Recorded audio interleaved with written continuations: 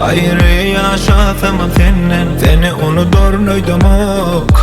Hatta geçtin sen benden. Vak yürü vurup dursan yok. Olmasan yanımda kuruysan, ben yürekte şadım yok. Sır paylaşayım kim bilen. Sensiz yeke gelsem ben, sen tarafsız değdirmen. Münasip duyuyma başkası yok.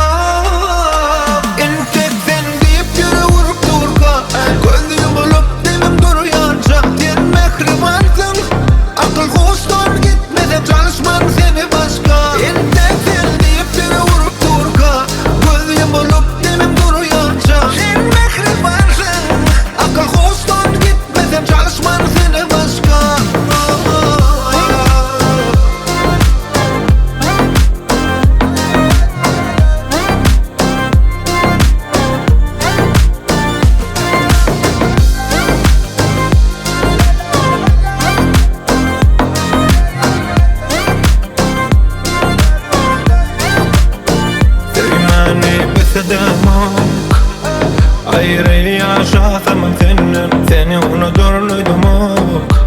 Hatta geçtin sen benden. Vak yürü vurup dursan yok. Olmasan yanımda kuruysan, ben yürekte şadım yok. Sır paylaşayım kim bilen. Sensiz yeke gelsem ben, sen tarafsız değdirmen.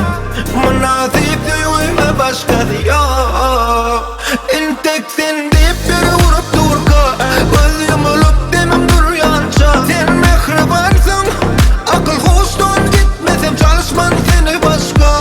Tek sen deyip biri vurup durka, gözüm olup demem duruyanca. Sen mehribansın, akıl hoştan gitmesem çalışman seni başka.